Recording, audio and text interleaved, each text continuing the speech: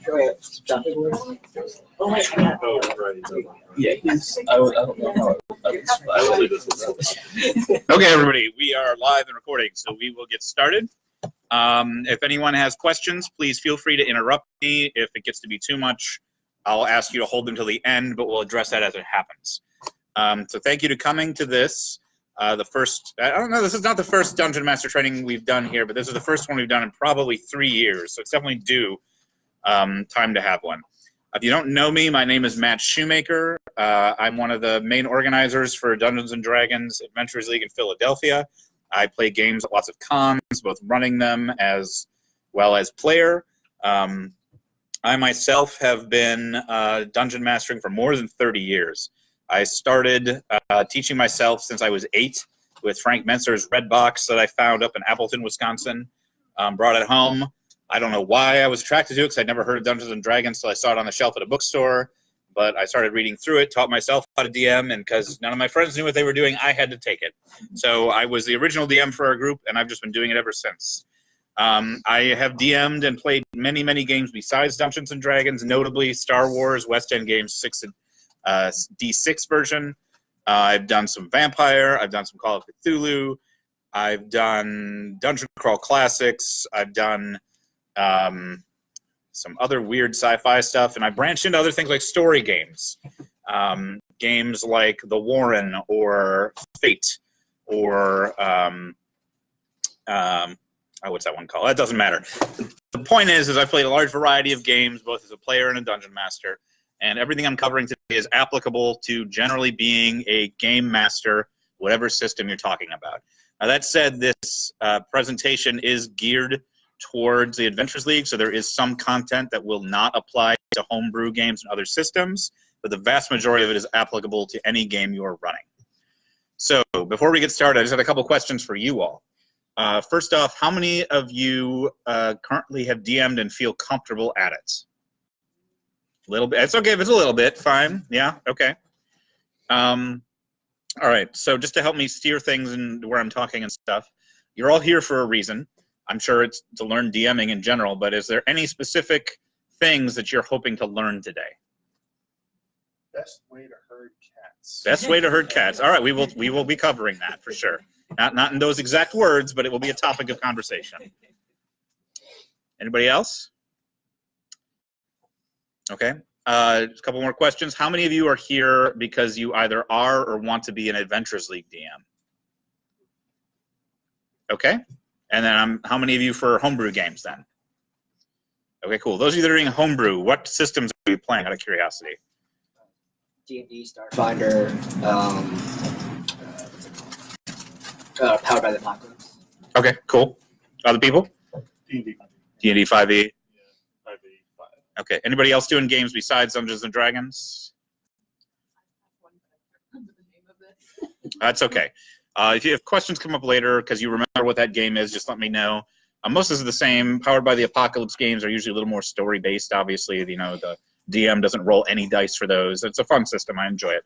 But if you got questions specific to that, let me know. Okay. All right. So with that, we are going to get started. Okay. So today, sorry, before we get started, I should have pointed out, I'm going to say this so this is recorded too. If you need a copy of these slides, there is a short form URL you can go to get them. That URL is bit.ly/2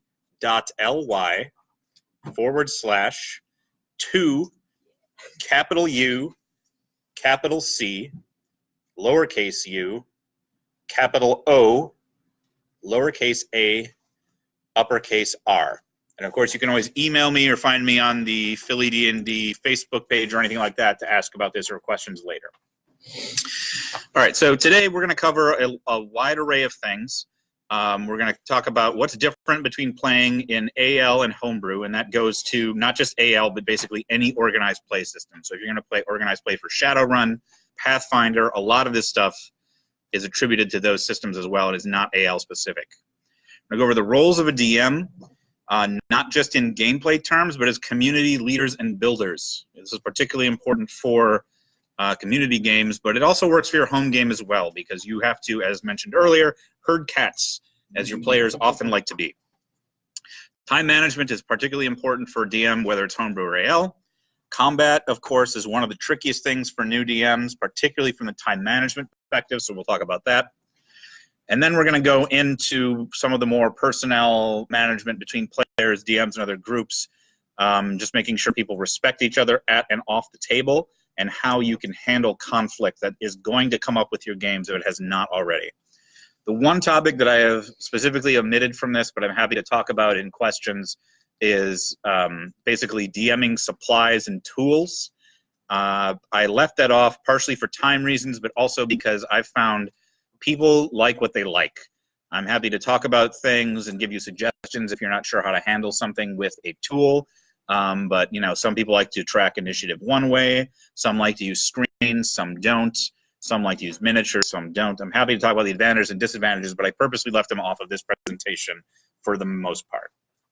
All right, to start off, Homebrew dungeon mastering is a little different from the Adventurers League. The number one thing that's most different about it is just the amount of freedom you have. Role-playing games, as they were invented in 1974, were all about doing whatever you feel like. The rules, as written in the rules, is basically, if you don't like it, throw it out. Do what you want. You can do that in Homebrew. You cannot do that in community organized play.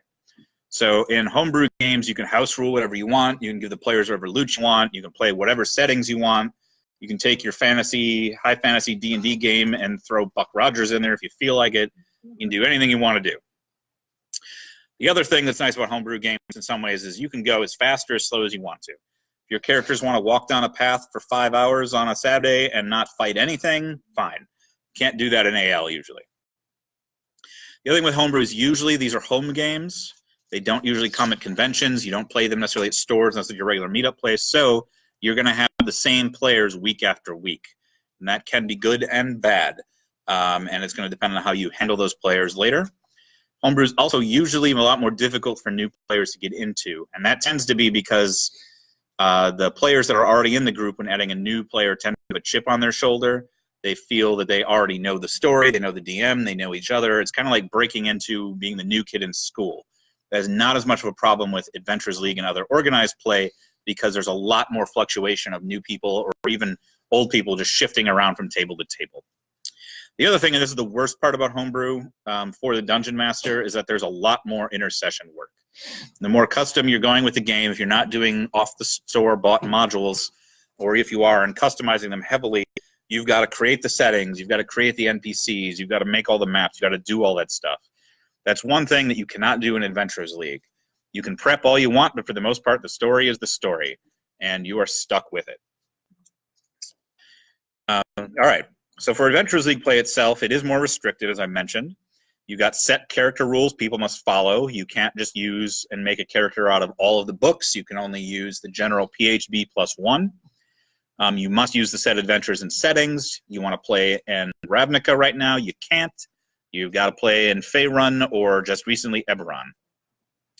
Loot and advancement is fixed with the Season 8 rules. Advancement is fixed based on time played, and loot has unlocks based on what you get. So you can't just give people what they want. Also important to note, you cannot change the loot either. This is something I bring up because you can, and a lot of DMs don't realize this, you can change the monsters all you want in the adventure. You cannot change the loot, however. So keep that in mind. The other big thing that people have problems with is that Adventurers League play, and this goes for playing at conventions in particular, is very time specific. You need to get through a certain amount of content in a certain amount of time, particularly with modules, where you're going to have problems. Players are not going to be satisfied. They're not going to get the story done. You might even not be able to give them magic items because they didn't get far enough to unlock them. So you need to make sure you move through things as well. One of my favorite things about Adventurers League is it's very unintensive. So non-intensive. I don't really know what the proper word is there. But anyway, you get a module, you read through it, you play it. If you're an experienced DM, you can run stuff cold. I don't recommend you do it, but you can. Running an adventure cold basically means you just get the thing. You run through it. Your first time you're reading it is as you're playing it at the table with the players.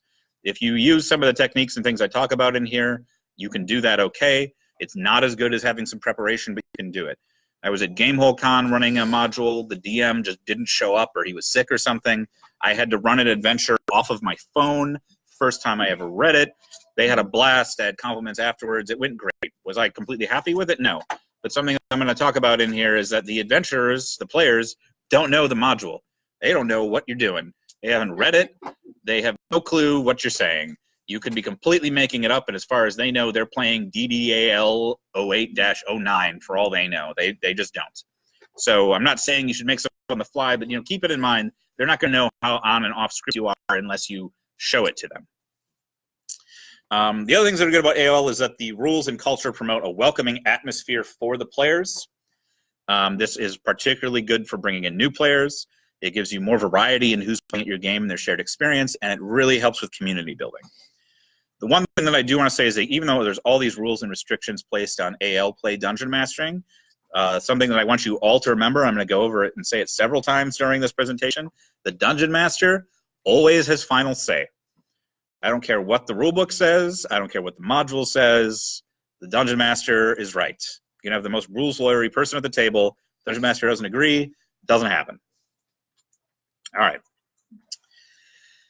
So playing and DMing in the Adventurers League is designed to create a fair and somewhat balanced experience between players and across venues at the cost of the complete freedom offered by homebrew games. Your players are also subject to this, and they contribute to this ethos by ensuring their characters follow the rules, and you as DMs contribute to it by following and enforcing those rules, as well as fostering the community. The community building is really the most important part for the Dungeon Master, whether it's just your own table in your own homebrew game or AL, you were the person they're looking to do that. We're going to move on now to your gameplay roles as a Dungeon Master. So these are things you're actually doing at the table in the game. And there's 3 functions every Dungeon Master serves. You are a player, you are a narrator, and you are a judge. This is the whole reason you're at the table. So as a DM, as a player, one of the most important things to remember is that you are here to have fun.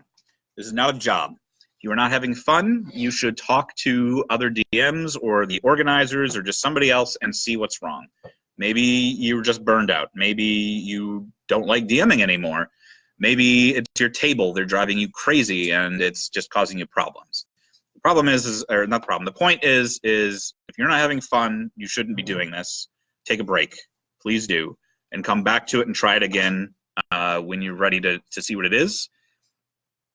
Next is that you need to remember your goals are different from those that run the player characters. This does not mean you are the only one that's responsible for everyone playing at the table to have a good time. Individual players at the table must understand that not everyone enjoys role-playing games the same way as they do. Everyone's at the table for a different reason. They're playing the game to get what they want to get out of it, and they need to understand that other people are not there for those same reasons. Because of this, everyone at the table, particularly players, must treat each other with respect. I mean, the DM needs to treat everyone with respect, too. If the DM's not doing that, the whole game is going to fall apart in 20 minutes. So keep that in mind. As a DM, one of your most important jobs is to facilitate respectful play between the players. It starts with you facilitating respectful play between yourself and the players. So you're not only building a bridge between you and the players, but also making sure that they are talking to and respecting each other as the game goes on.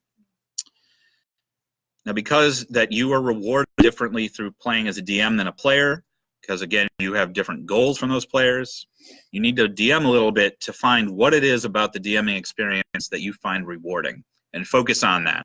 That's the best way you can prevent burnout, the best way you can find what you're enjoying, and always remember you can always walk away from the table if you have to. That's true from players if you need to. You don't want to burn out if you can help it. Keep it fun for you. Focus on what's fun for you. It's not always a fun job, as you know, even if you're playing D&D or whatever role-playing game. It's not always fun to the players. There's moments of stress and tension, but overall you come back because you enjoy it. All right, as a narrator, your job is to paint a clear picture of the environment and events the player characters find themselves in. One of the biggest hang-ups that I find with DMs with this aspect is that I don't know if it's that they don't understand it or they just get frustrated with it, but you need to remember that players cannot see what is in your head. You need to describe it to them as clearly as necessary So if you have a player that either, some people cannot see very well, they either can't see at all with their mind's eye or not very well. Some DMs have that problem, some don't. You need to build with descriptive language what something looks like as clearly as possible for them. Build the world in an evocative fashion. Be clear and forthcoming. Describe things concisely and clearly and make sure everyone can hear you. And make sure you give the players the details they need to make informed decisions. Now, with that, one thing to remember is you do not need to tell them everything. You should try, and this is something that maybe you're struggling with if you're a newer DM, as you get on longer, you need to think what the characters would actually know. So you might describe to them what you know is an orc, because you have a sheet in front of you that says orc, but this level 1 or level 0 farmer may have never seen one. So rather than tell them it's an orc, because that kicks off their metagaming and they know exactly what happened, describe it to them. This is a better use of storytelling techniques. It also gets them thinking and puts them on edge a little bit. Well, maybe it's an orc, maybe it's something different. Why did you just tell me it's an orc? It also is, it's just more interesting, and it helps people, the players at the table, role play a little more and visualize what their character's confronting rather than going to their player knowledge and using that as well. Final thing with a narrator is make sure that you're judicious. Take what people tell you and be final about it with whatever your decisions may be. And this leads us into, a little more on the narrator. So the other thing you need to do is decide how the world and the story reacts. There's a very specific flow in the game of D&D that just repeats over and over again. You as the DM sets up the situation. The players react to that situation. The DM determines the effects of the player's actions. And then the DM informs the players of how those events play out and what is needed to progress. You repeat this over and over again until the game is done, basically. The most important thing to remember, though, is keep the game moving. You do not want the game to stall while you are giving details. You will learn as you DM more what is needed and what is not, when you can spend time detailing things, when you don't have to. You need to keep the game moving to prevent people from getting bored, prevent yourself from getting bored, and to make sure that you finish the session in a timely fashion. Yes. Another question. How would you, let's say I want to describe a room or something that has details I want the players to know about, oh hey, there's a chest over here, without calling it out too bluntly and leading the players to notice that thing. Yep. So the question was, how do you mention details in an environment that you don't want to make too obvious you're calling them out? The answer to that is you hide it in plain sight. And by that I mean you describe the whole thing.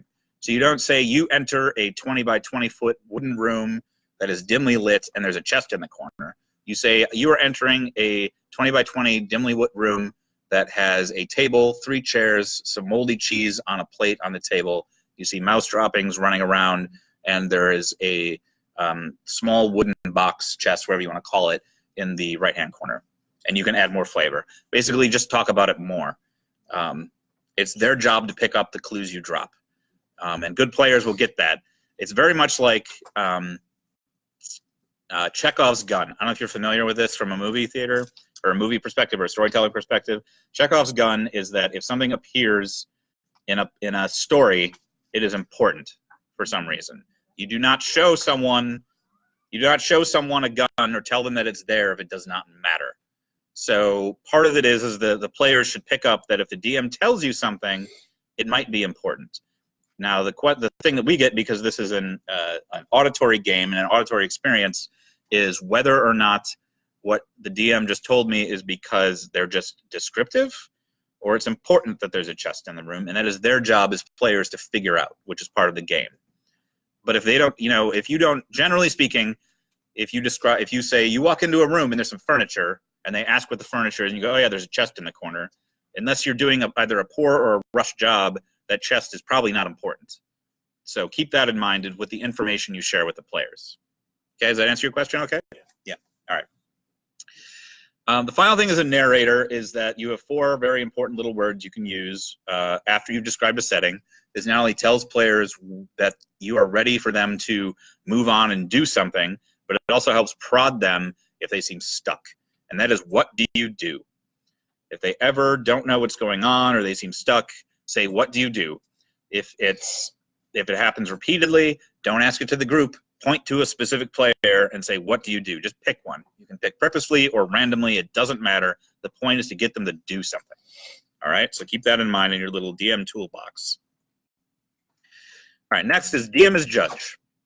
Whenever there is conflict, and I do not mean between players, I mean in the game, arbitrate its resolution. That's what this boils down to.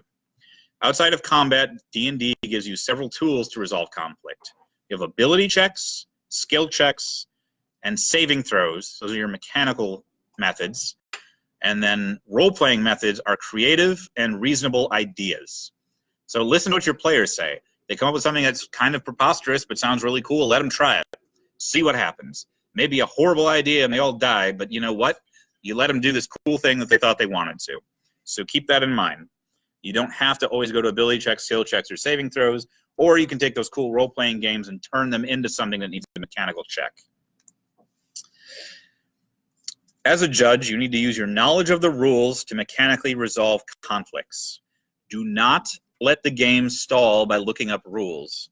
If something comes up that really needs to be checked, and it's very important in the situation, go ahead and do it, but I highly recommend you ask another player at the table to do so. You should be ready to adjudicate and move on. Again, the DM has final say, as I mentioned before. Make up the rule yourself in the moment. Look it up at the end of the session. No one wants to play a game where you got to pull a book out and stare at it for 20, 25 minutes trying to figure out exactly what it says. So if you need to make a ruling based on your interpretation of the rules, the main thing to be is be consistent. Your players will get very frustrated if you are not consistent in the session. Just resolve those rule disputes at the end and figure out what you should have done. If you were wrong, admit it. It's fine. Move on and just correct it for the next time. And as I mentioned before, remember, the DM has the final word. Whatever you say, I don't care what it says in that book, that's what goes. All right, the other thing you need to do as a judge is to maintain movement of gameplay in a fair manner. You need to observe your players and get a feel for how they play and try to engage everyone in equal measure. Well, I mentioned this here in the judging section because sometimes, well, I mean, a lot of people like to roll dice in D&D. It's part of the reason we're here. We like to throw them down and see what happens. It gives you a thrill, right? So don't be giving the same skill checks to the same people every time. I mean, sometimes you have to. The thief is the thief. They're checking for traps. That's what they're doing. But engage the other players. Keep them doing things. Also, remember, the players do not have the same knowledge about the adventure as you. I mentioned this a little earlier. They don't know what's going on. You do. Unless they've played this adventure before, they have no idea what's supposed to happen. I mean, if they have played it before, that doesn't mean that they haven't done some sort of other, taken some other path or made some other decisions that have changed their experience, or that other DM may have ran it completely differently than you are. You don't know. Be very clear and concise. Be fair and consistent. And ultimately, remember that D&D is a game. People will get frustrated when rules don't work in their way, especially if they believe, correctly or not, that they should have worked in a different way in their favor. As I mentioned, the DM always has the final say. Look it up afterwards. Figure it out. Apologize if you need to, but that's how it goes. All right. Now moving on to the next topic, DMs as leaders. So D&D is, for the most part, a cooperative game, although there are, of course, competitive versions of it out there. Because of this, and even though everyone's kind of on the same page, players tend to look to DMs as their leaders. This is particularly true in Adventurers League's games where the players are rotating tables. I say that because the DM is usually looked to as the anchor. This is the person, the one constant that they're always familiar with. They may not know who they're sitting with at the table, but that's how that's going. Players have less time in rotating situations, particularly conventions, to get used to power dynamics within the group, and as such, they look to the DM to set the tone. It is your job to maintain order at the table, to make sure that people don't run away with power, which I'll talk about a little later, or things like that. Part of this is that you need to define boundaries as they come up at the table. Players are going to test you as far what they can and cannot get away with in the game. This could be rules or mechanics that you are either lax about or care extra hard about, or it could be social-based issues that come up between either player-to-player discussion or player character to player character. Boundaries can make or break a player's experience, so this is very important, particularly with new players, that you make them feel comfortable by setting appropriate boundaries for your game. If you do not, it's very possible they will be frustrated, go home, and never come back. It's very disappointing when that happens, especially if you find out later and you realize you could have done something about it. Can you give a more specific example? Of a boundary? Yeah. Yeah, so for a more specific example of a boundary, it could be that players always want to, okay, so there's a mechanical example would be, let's say you let one time, either because you slipped in your mind or you were just being generous, it was a very tough fight, someone to take a healing potion as a bonus action. It is supposed to be a full action in the rules. You do that once, even though you may have been trying to be nice, they're going to push for it and try to get you to do it every time. Well, you let us do it last adventure, or you let us do it in the beginning of the adventure. Why can't I do it now? What's wrong? That's one. A social boundary may be, particularly with quarterbacking, which we'll talk about a little bit later, where one player is trying to boss the others around and really direct the combat. So if one player gets used to basically taking charge and constantly talking over other players or a specific player, and you let them do it, and the other players let them do it as well, that player is going to always be talked over. They're quickly going to get bored, check out, feel like they're wasting their time, and leave. So you need to set boundaries, let people know it is not okay to do those things, or at least make them aware that they're doing it, because sometimes it's innocent. They don't understand that they're doing that. Sometimes it's a behavior issue, and they're used to doing it everywhere. You don't know. So what do you do to make them aware? What's the technique? I will talk about that later. Okay. Yep. Put a pin in that. Yeah. Okay. All right. So the next thing, and if you have the slides here, there is a handy safety guide that's been put out online to help people set their own boundaries at the table. You can't see it, it's okay. There's a URL, the link to it on there. I highly recommend you check it out. These are just things that people can do at the table if there ever comes up something in the game, either between players or the story they feel uncomfortable with. One of them is the X card. Someone takes a piece of paper, it could be an index card or what they have, you draw an X on it, you hold it up so the DM can see it. It basically means whatever's happening right now, you're uncomfortable. You want it to change and stop. You should pay attention to it. You don't necessarily need to ask what's happening or making them uncomfortable. Just know whatever it is, call a halt to it. If it persists because players are doing it, tell them to cut it out. If they don't, talk to them about it later. If you need to, you can call a break, whatever you need, but that's what you do. The next ones are lines and veils. These are to cover topics explored in the game. So a line is basically something to halt a potentially uncomfortable scene. Let's say the DM is describing a raid on a village, and they start describing, let's say, the raiders starting to rape the villagers. This is very uncomfortable for someone at the table. They make a line with their hand in the air, or they put a line on a piece of paper, and you know to cut it and stop talking in that direction. Maybe they're not that uncomfortable with it, but they don't want to hear more about it. They do a veil. So that would be more like an eyeball that you would draw on a paper, or you can just say, I would like to veil this, and that basically means you fade to black. So instead of continuing describing that scene, you just say, you just move on to the next thing. It's not that it didn't happen, it's just that you don't dwell on that topic. Similarly, and this comes up less often in my mind, or my experience, is a script change. You make the rewind symbol that you see on a player, a pause symbol, or a fast forward. These are kind of similar.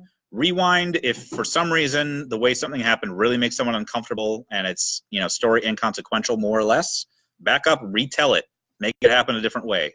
There's no problem doing that. Pausing it basically means you stop and you all talk about what's happening. You do this out of character, you see what's going on and why people do or do not like this. Fast forwarding is kind of like veiling. Instead of fading to black, you just kind of move very quickly through whatever's going to get it over with and done with. Is usually something's making you uncomfortable, but you realize its story significant, you just need to get through it. On the cutting, you can make a symbol with your hands like this, or just bring it up, or you can break. And this is, again, to make sure everyone can communicate that they are not happy with these things. Breaking is that the scene should not go any further. Cutting is just stopping it, being done with it, okay? And the final thing to remember, and this should be something people should be remembered about, this happens at cons all the time, is you can always get up and walk away. I always feel this happens particularly at conventions because people feel like they sat down, they signed up for a 4-hour game, they're not enjoying it, or maybe just for innocuous reasons, or maybe players at the table are feeling uncomfortable. They don't want to leave because they feel guilty for ruining the experience for everyone else. frankly, that's a bunch of crap. You can get up and go. You're uncomfortable, your time's valuable, your emotional well-being is valuable. It's okay, get up and go. Although it would be pretty drastic to have a DM have to do this as well. That applies to dungeon masters as well, not just players. If it's not working for you, the players are being ridiculous and they won't stop, you're done. Pull the game. It's over. All right, anybody got any questions about that stuff? Yes. On the safety techniques, if someone shows one of these signals, it's the DM's job to be able to read the table and move on. Not go, Paul, what's your problem? It's not like I want to call out the person who may be uncomfortable about what's going on or want to move forward faster. It's the point of understanding somebody's got an issue, move forward, take a break, and say, hey, is everything okay? Like, it's not to make you the example. It's like, hey, Paul, why do you want to stop us? You're being a filter. I like pointing out Paul, by the way. That's okay. Paul's good to point out. Yeah, no, that is correct. Yeah. Yeah. So the question was basically the point of these is not to call out the person having an issue. It's to acknowledge that there is an issue. That's correct. The other thing I will say is that while the DM is the one who needs to be watching out with this, you are very busy as dungeon masters, and you should enlist your table players to also pay attention to this stuff. They shouldn't say, you know, Paul has a problem. They should say, hey, we've got a break here. Let's act on it, because you may not notice it. And if you're running with a good table, someone or all the players will watch for that stuff. But that is not always the case. You're not always so lucky. But yeah, no, that's a good point. You do not want to embarrass the person or make them not want to do it. Just acknowledge that for whatever reason, they're uncomfortable with it and move on. Okay, any other questions about this? I'm going to have a table of almost entirely brand new players who've never played at all. Okay. I'm not sure, because a couple of them are very, very shy people, and I'm not sure if they would even be comfortable doing that. Is there another way that I could handle that other than just kind of watching everyone and being like, who looks extremely uncomfortable? Yep. So the question was, I have new, very shy players that may or may not be comfortable even doing these things. The number one thing to remember with that is they have to communicate with you somehow. So there's a couple things you can do. You can talk to them before the game and find out if there's anything that they're uncomfortable with so you can avoid it, and then you can make this completely private and not know. The other thing is you can discuss it and come up with some other way for them to acknowledge they don't like this. That could be as simple as, if you don't like a scene but you don't want to draw attention to yourself, get up and get a drink of water. Take your own personal break for the moment. It could be asking to speak to you privately. It could be a different, less obvious signal. So instead of crossing your hands out in front of you for a cut, maybe, I mean, this is obviously more difficult for you to notice, but, you know, I don't know, if I scratch my left eyebrow, I've got a problem. I mean, it's better to have stuff standardized because then everyone at the table understands what's going on. But, I mean, the bottom line is to do within reason what makes your players comfortable and what they're okay with. Part of being a dungeon master, a good dungeon master, and helping new players and shy players is getting them to interact more. We'll talk about that a little later. You can help with that in the most part, just getting them comfortable playing the game by calling on them regularly to do things. Now, not obsessively, but when they're obviously, you know, they have something they want to say, but they're not because they feel like they're being talked over or they're uncomfortable, just ask them directly what they would like to do. And that usually helps get them over that eventually, not necessarily right away, but eventually. And if they say they don't want to do something in that moment, or they're not sure, just move on. Don't dwell on it. Just go to somebody else. It's okay. The point is to get them thinking constantly and to feel comfortable to give their actions up as they go. Yes? What are some ways to deal with players who disrespect lines or things that other players have said to have been wrong? For the example you gave is the party's witnessing a village that is being raped. Mm-hmm. Someone draws the line, you as the DM moves past it, but then another player at the table says, oh, remember that village that was getting, and had that happened to them before? Yep. What are ways Yep. to deal with We'll talk about that later. So I will get to that. If I don't answer it to your satisfaction, just ask and I'll go in more detail though. Okay, anybody else? Okay, yes. One of the things, so at PAX Unplugged, I think they had these very same. Yeah, if they did have these at PAX. Yes. And we had them at the table, and we talked, everyone talked about it before the session. And one of the things we did was if a player wasn't comfortable, just, you know, bringing it up, you know, in game or out of game, whatever, they could just touch the card. That works too. I mean, the main point is everyone knows what's, or at least the DM knows what the signal is. Because people need to know, that's part of the problem, is people just need to be aware that they can stop what's making them uncomfortable. It doesn't really matter how they do it, you just need to know that's what's happening. Because the worst part, I mean, I'm sure all of you, especially if you've ever had anxiety or anything like that, or in a situation where you're feeling uncomfortable, but you also feel powerless because you don't know how to tell somebody without either feeling like you're inconveniencing them or making yourself embarrassed. So making sure that this is okay, everyone knows it, and you know what to do for it, and it's as effort minimal as possible is the important way to go. Okay? All right, moving on. All right, Dungeon Masters is community builders. So Adventurers League in particular thrives on a vibrant community. I mean, really, that's true of any gaming community, but I'm harping on Adventurers League because that's why we're making this. And as a Dungeon Master, you have more power to keep the community going in a positive direction than any individual player. You cannot have a game without a Dungeon Master, for one. And we have far, far more players than we have Dungeon Masters. So I'm glad many of you are here. I hope you join us to play DM games once in a while. If you don't, that's fine. But we can definitely use more of you. As I mentioned earlier, DMs are usually seen as anchors by the players of the community because you're usually a constant. You also, as a Dungeon Master, create the environment for the community's culture to develop. So consistent boundaries, as I mentioned before, set those expectations for repeat players. If your boundaries are set regularly, players that come back are going to begin to already know they're there and repeat it, and eventually you will get good role-playing and social habits to develop within the game community. You should know your fellow Dungeon Masters and players. We're running games for D&D AL at something like 12 or 13 stores right now. You're not going to know everybody, but at least know as many people as you can at your local store. Also, know that not everyone is going to be okay with your DMing style. Everyone has a different DMing style. I love miniatures and things like that, but frankly, at AL players, I don't have time to drag it around. It bogs down the game too much a lot of times. I don't use them too much. I do theater of the mind more than some people would like. I may have a certain style of storytelling some people don't like, so they're going to want to find a different DM. That's fine. It is not a critique of you as a Dungeon Master. It's just your specific style, and what that person's looking to get out of the game does not mesh. Help them find another game. If they say they're going to leave because they're not having fun, see if they can find another table to try it. Maybe role-playing games aren't for them. Maybe they just need to have a different Dungeon Master. I've had several players before, in fact, a couple of good friends of mine that told me the first time they played Dungeons & Dragons, the Dungeon Master basically just had a battle with himself behind the DM screen and was rolling dice, and none of the players were involved, and it was a miserable experience. Now, granted, that was just poor DMing in general, but, I mean, that was that guy's style. It was horrible.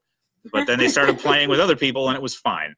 So encourage them to try other things. All right. Okay, so moving on, we're going to talk a little more about players specifically now. So one of the number one things you can do to help everyone enjoy themselves is to know the 4 main player types that enjoy role-playing games.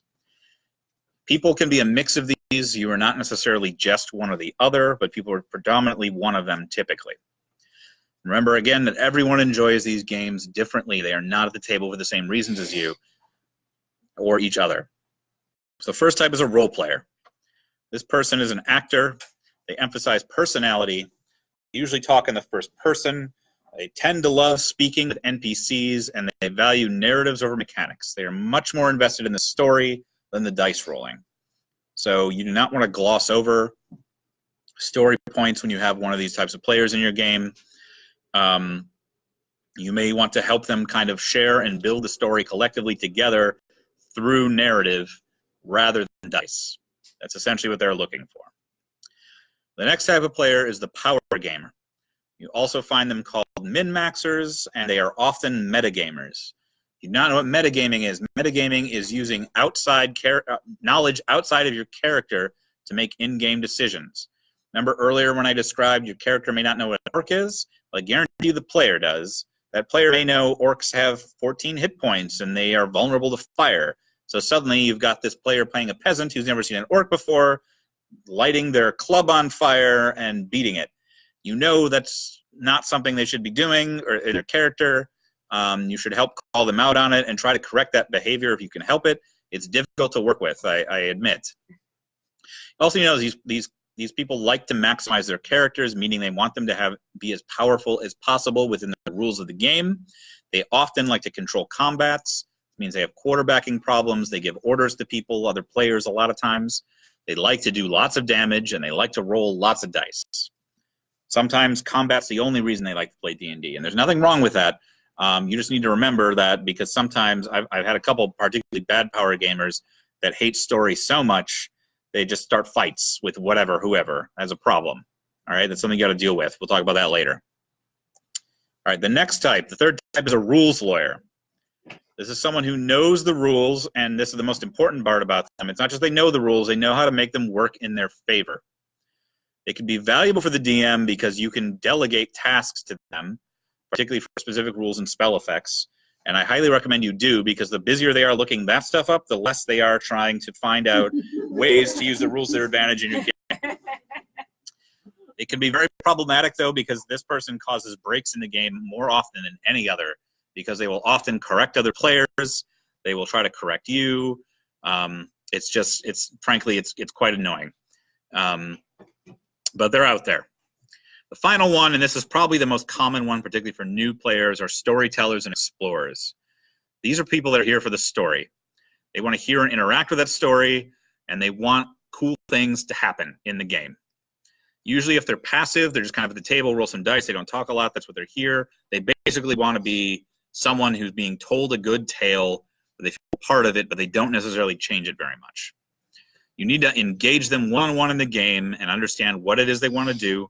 This is the type of player typically where you need to be up front and point to them and say, what do you want to do right now? They can get talked over a lot. They can take the sidelines. They can easily get bored. They can be very passive. So just pay attention to that. And if that's what they enjoy doing and they want to just sit there and listen, fine, whatever. That's what they're doing. But just make sure that they're enjoying what they're doing. Okay. So if you are at a convention or a store game with new players that you've never played before, you're not going to know what types of players these people are.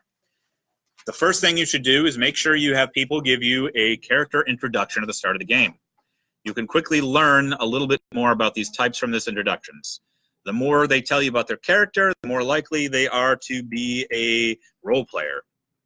The shorter they are about it, the more likely they are to be a power gamer or a rules lawyer. The more they talk about how awesome their character's equipment is or how cool this new ability they got is, the more likely they are to be a power gamer. Things like that. The other thing to do is just observe them while they're playing and during the table talk about between characters.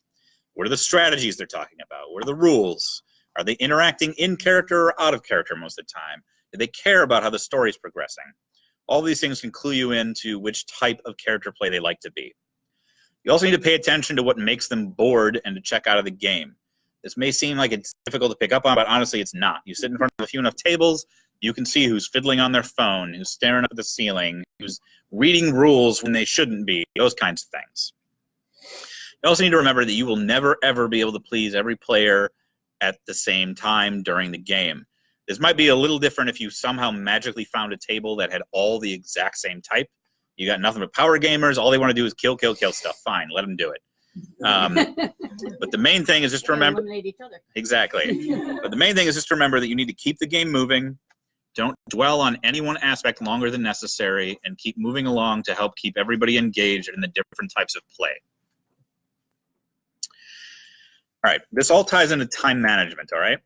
So pacing is a very important of DMing, be it Homebrew or AL. Just like any storytelling format, which frankly role-playing games are, you need to keep the pace. Keep that story moving, keep everyone interested. To do this, one thing that you need to avoid is try and prevent the party from splitting whenever possible. Most of people have heard that, don't split the party. It's, not just because they're more likely to get killed because there's fewer of them in a group. It's also because it's terrible for the narrative. Sometimes you need to split the party, but you need to keep it as short as possible.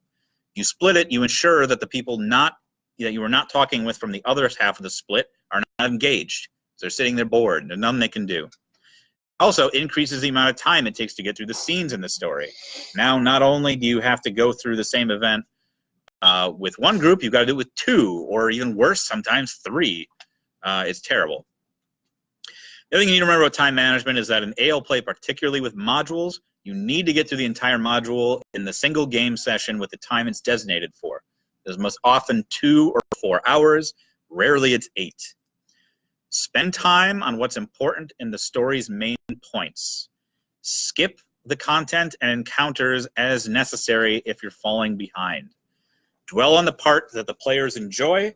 Skim what they appear to not enjoy or is not necessary for the story. It is okay to not go through every line of box text, to not have every single fight, to not have every single skill challenge. You can skip things as you need to. If you're behind, another useful thing to do is end fights early if the players are clearly going to win. You may not want to do that with boss fights, but if it's just some mooks you're fighting or a random encounter, and they've clearly got it mopped up, but you got to go 3 or 4 more rounds just because there's a bucket of hit points sitting out there, just end it. Wrap it up.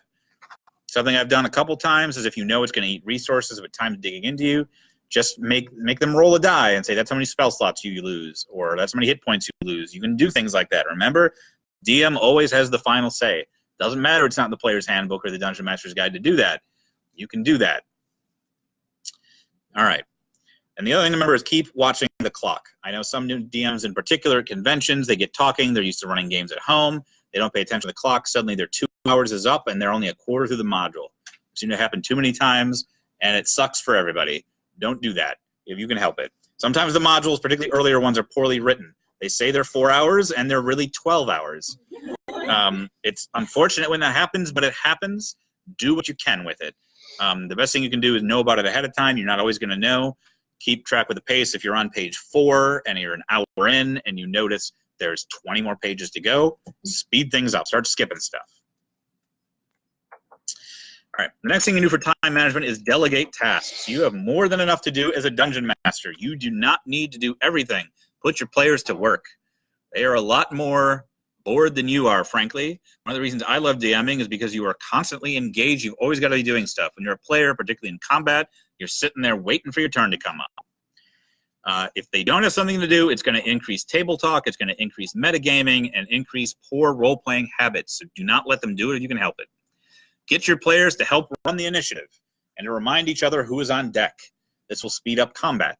What I mean by on deck is by if you were the person who's up after this person, have someone who their job is to remind the next player that they're up so they can think about what they're doing. Get the players to look up spells and abilities for each other. You don't have to do it for everything. Sometimes you need to do it for your own monsters because you don't want to clue them into what you're casting. But other than that, let them do the work. You don't need to do it. You also should encourage players to help those at the table with less experience. You've got someone playing a druid for the first time, have the 8th level fighter sit next to that person who played a druid last campaign and help them out. All right? There's no reason you can't help each other do this thing. The other thing that you can do with this is help the players increase their efficiency. There's a lot of things players either don't think about to do or don't care because they're not really conscious of it. Remind them, for one thing, to plan their turns when they're on deck. Some people do this naturally. Other people don't think about the game at all until you call their name. It's a bad habit. Get them to break it. In combat in particular, if things are running long, and especially if there's a lot of table talk or strategizing that shouldn't be happening, remind them that the rounds are 6 seconds each. You cannot have this huge conversation in your head when you've got enough time to smash something on the head with a mace and be done with it. Tell them that. They should not be having strategy conversations between each other to determine actions, and they should be reminded to let their characters act in character. Players should use their gut reaction as to what they think their character would do in a present situation, and polling others at the table for every situation not only slows down the game, but it's a terrible role-playing habit. Don't do it. It just builds up more. It might be strategically more efficient for combat and make them more successful in that way, but frankly, that's not how a real fight would work, and it may very well not be how their character would react. Yes? What do you do when somebody get the players like really sort of anxious about being put on the spot like that?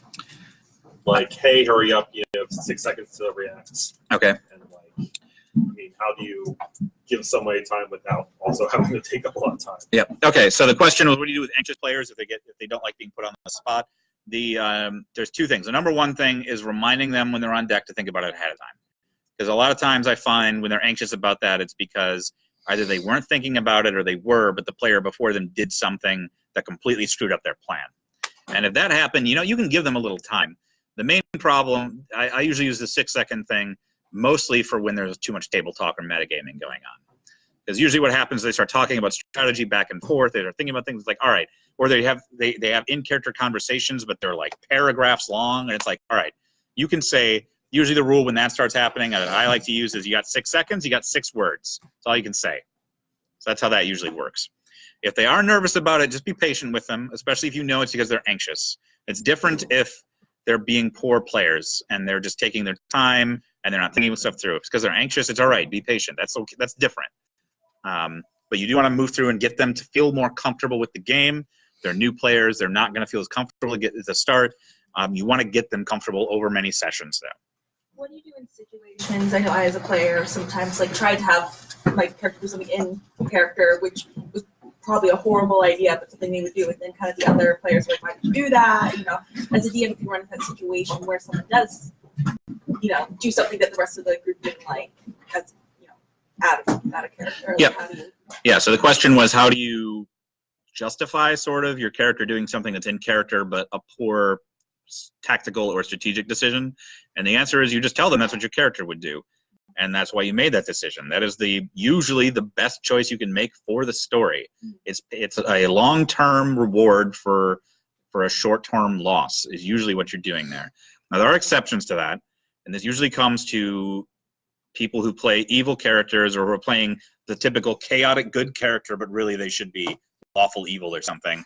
Particularly, this comes up a lot with thieves, like, oh, of course I picked this pocket. That's what I would have done, or, you know, or I would have run away, things like that. I mean, you have to give yourself some leeway with that. Like, your character may have run away, but if your character's running away from every single combat, it's just frustrating everybody. So you need to maybe have a discussion with that character if that happened, or player after the fact, and just tell them, look, I know what you're doing here, but make it come up some of the times. Maybe work with the DM, give you a penalty. Maybe you do a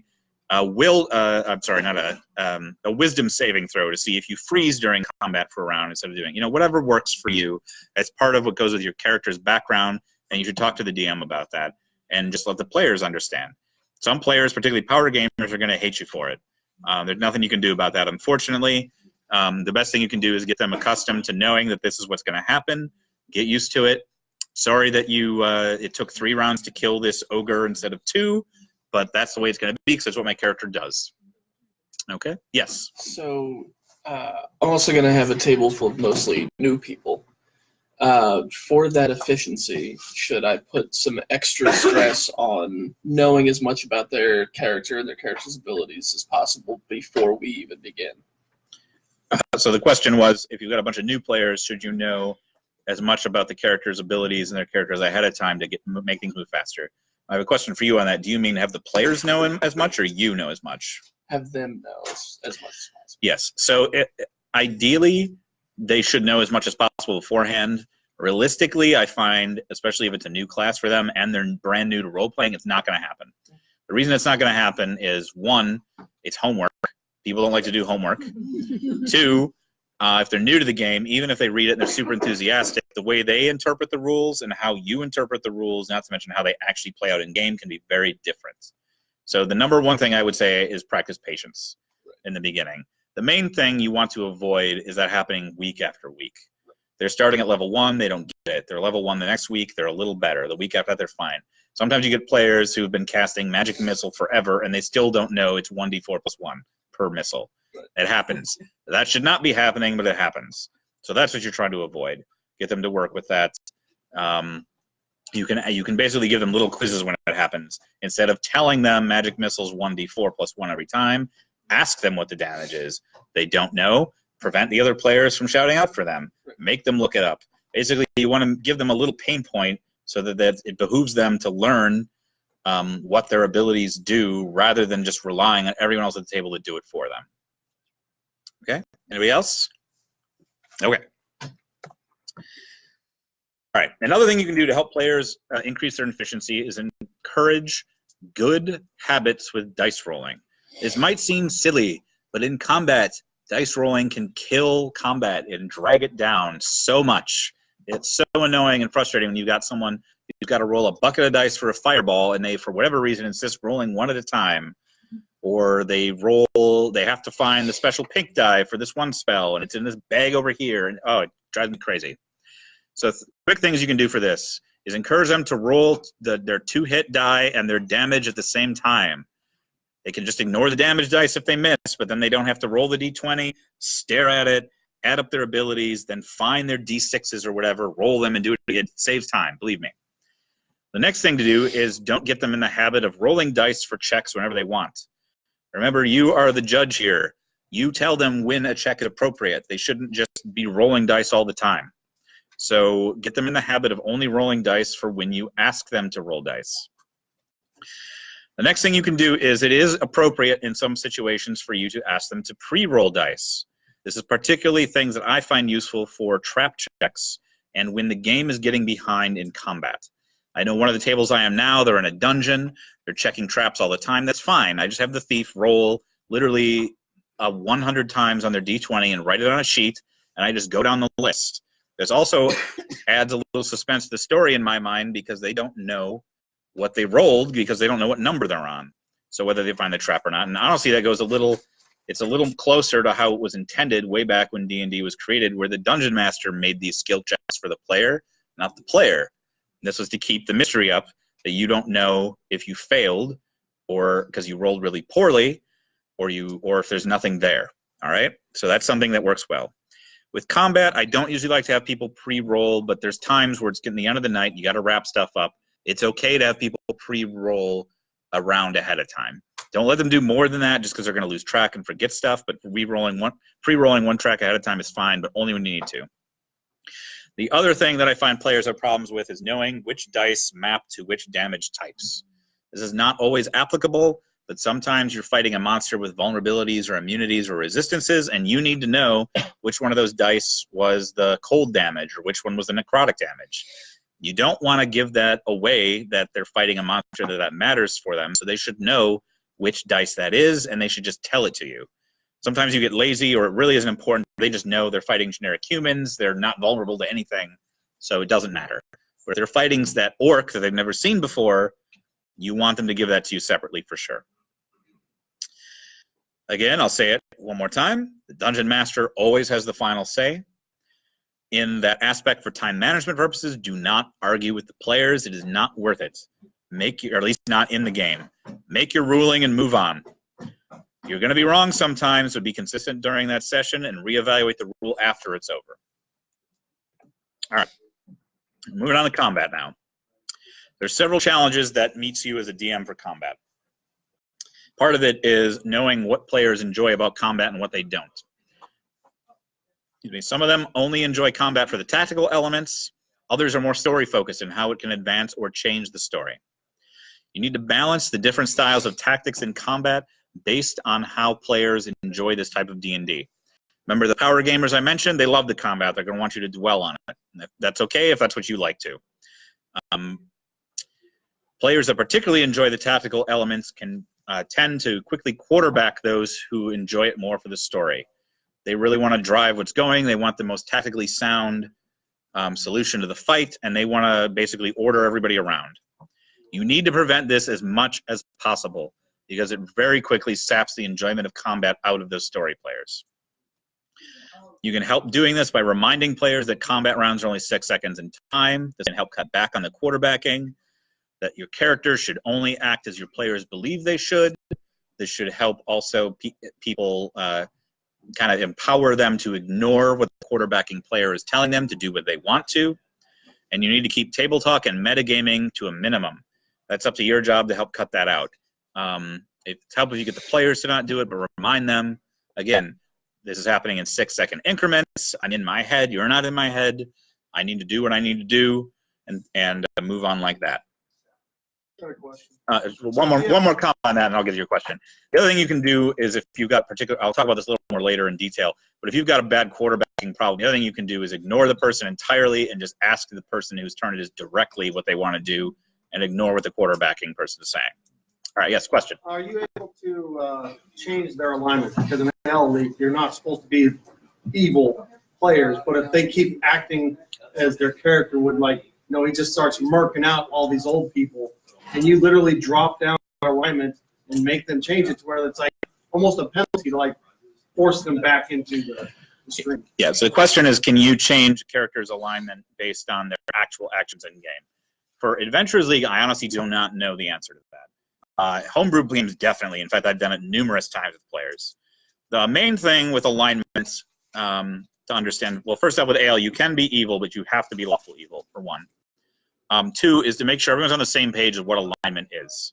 I'll tell you what my thoughts are on alignment. Not everyone I know at this table agrees with me on it, but this is how I view it. To me, evil equates to selfish behavior. Good maps to altruistic behavior. Chaotic maps to basically individualistic behavior, and lawful maps to order. So what that basically means is if you are lawful, you are going to follow systems of order. That may be the laws that are in place. You might follow them to the T, things like that. If you are lawful good, it means you are going to use the systems of order to help others. If you are lawful evil, you are going to use the systems of order to benefit yourself. So that would mean not necessarily that you're going and murdering and killing everything just for yourself. That would be more probably chaotic evil. Lawful evil would mean you are using a governmental system to put yourself in a political position to get personal payouts, things like that. Or a mob boss would be lawful evil, things like that. If people are on the same page about what the alignments mean, it might help them phrase a little more. I really do not like, I understand, I could talk about the history of this for ages, because alignment goes, the reason it was originally created is more of a spiritual and cosmic thing than this, and it's morphed into this. But the fact that they still use evil and good in particular is tough, because people have a particular picture in their head of what evil is. They think, you know, the Joker, cartoon villain kind of thing. That's not really what it is. It's really more what your behavioral types are. So help players understand that, then they can understand more about why their actions might be considered more evil, because they might not think that, you know, stealing a loaf of bread from a peasant girl, you know, it's not nice, they know that. They might not think of that as evil versus, you know, when they're thinking of evil is going into town and murdering everybody, you know. So it's best to help understand that. It goes down to even little acts, not just big ones. Does that help answer your question? Yeah, okay. Anybody else? All right. Okay, moving on. So there are several types of combat that you can use in different ways to advance the story. Some of these are written into modules, some of them are not. The first one is random encounters. These are some of my favorite ones because they are unexpected by the players typically, and they can help you in a lot of different ways I'll detail in a second. The main problem with them is that they are extra time that's usually not booked into the module. So one of the main things that you can do with random encounters is use them to sap resources from players that are going through challenges too easily. We'll talk about how to adjust combat a little later. But the main thing here is, you know, part of the early mook fights is to sap resources, get them to use spell slots, get them to use healing potions, things like that. Random encounters are an extra way to do that if you need to. The next thing, and this is why I use them the most, is to discourage players from taking situations for granted. I find this most when people are in an extremely dangerous dungeon, or maybe the fortress of their enemy, or whatever it happens to be, and they are ritual casting Identify every 10 minutes. It's a spell that takes 10 minutes to cast. So they're sitting in this extremely dangerous place, twiddling their thumbs, while the cleric or whatever spends 10 minutes casting Identify, hoping no one wanders by. Guess what? Somebody wandered by. Don't do it. At least not all. I mean, it's okay to do it once in a while, but I see players try to do it after every fight, every 5 minutes, whatever. Same thing with spending too much time being careful. There's nothing wrong being careful in a dungeon, but if you were checking for traps every 5 feet, it should take you, I think, a minute per foot, if I remember correctly. I might be a little wrong about that, so don't take my word for it. But a minute per foot to check for traps and secret doors. That means they're taking 5 minutes per 5 feet of travel to do that every time. Guess what? Things are going to find you. They're going to run into you. They can do it sometimes. They shouldn't do it all the time. Same goes for taking too many rests. We have a fight, short rest. Fight, short rest. Fight, short rest. Sometimes that makes sense. Most of the time it doesn't, especially in a particularly dangerous situation. Guess what? Throw a random encounter on him. The next thing you can use random encounters for is to ensure players learn clues about their environment that they may otherwise miss. Maybe you did a poor job describing something. Maybe they had a planned, scripted mook fight that was supposed to tell them something and they missed on it. This is your chance to throw another fight at them to hopefully pick it up in this second chance. They don't pick it up, well, too bad. They missed it. They're going to have to figure it out. It's usually okay. They might end up having problems with it later. Usually the only time it's a big problem is when it's something game-breaking for the module if they missed it. And usually when that happens, it's due to poor adventure writing rather than poor storytelling or the adventurers. But hey, every situation is different. The final thing I like to use random encounters for is to remind players that their environment is dangerous and that character death is a real concern. Nothing makes a player more sober than having their character die in a random encounter. You know, they're wandering around a dungeon, they come across, you know, a random squad of, you know, just generic guards, and one of them gets killed because of a bad roll. Well, guess what? Guess you shouldn't have been in there ritual casting detect magic all those times. Too bad. You know, it gets them to wake up and speed up a little more. All right, the next type of encounters are planned standard encounters. These are the ones that you see the most often. They're often, as far as the DM goes, the most boring in some ways. Again, they're used to sap resources. They're often used to teach players something about either their current story or the enemies. Usually these encounters are written in the story for a story purpose. They are not just thrown in for a fight. They also can sometimes provide an opportunity where the story may fork. What happens if you defeat the encounter through bluff checks? What happens if you defeat the encounter through killing everybody? What happens if you run away? What happens if you avoid it entirely? All these things can completely alter where the story is going, and that's another reason why these encounters are usually here. Final type of encounter are boss fights. These are a little different. First thing they do is they test the player's resource management skills, not so much during the fight, but through managing their resources all throughout the earlier dungeon. A lot of times, boss fights are won or lost based on how many spell slots people burned earlier in the dungeon. This is another thing where rest can be a problem. If you let people rest every 5 minutes, the boss fight's not going to be a problem. It's not that it's bad that the players win.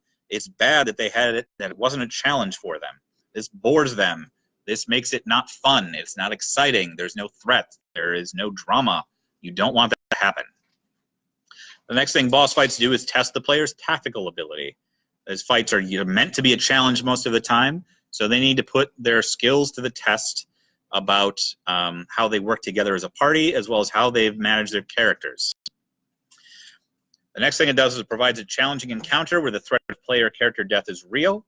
A lot of times, players take the random encounters and the general fights as granted, that they're going to win them, no problem. Boss fights, they're almost always terrified someone's going to die. Doesn't usually happen. Doesn't mean they're not scared of it. Make them scared of it. Make them remember that. It's going to add to their drama and their enjoyment of the game. Boss fights also usually provide an opportunity where the story may fork, just like the regular encounters. And the other final thing, and probably most obvious one, is that they provide a definitive conclusion to a story arc.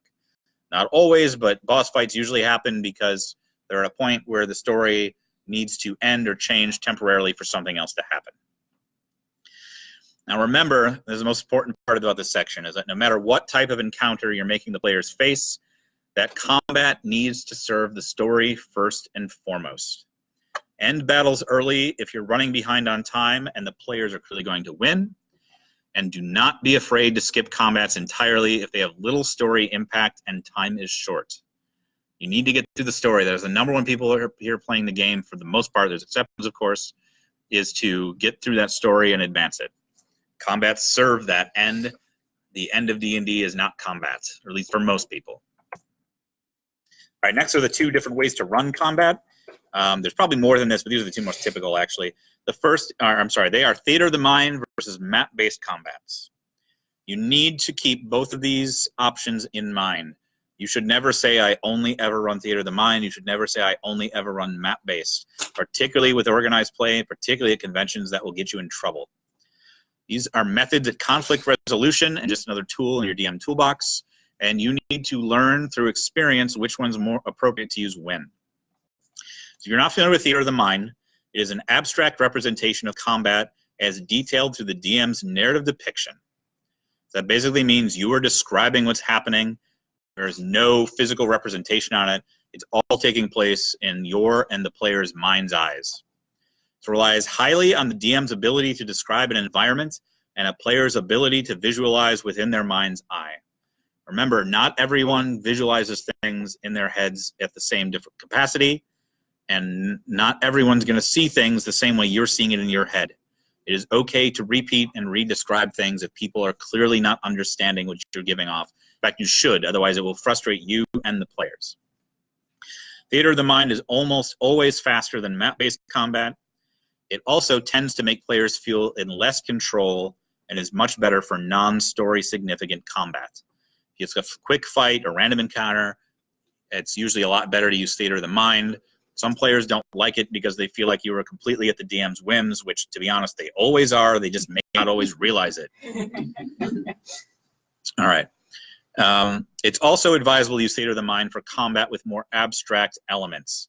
Let's say you got some weird spells cooking off. You're in a room where the floor is moving and there's lava that appears out of nowhere, stuff like that. Save yourself some hassle. Just do it in theater of the mind. It allows you more flexibility as a dungeon master. It allows you to be more creative.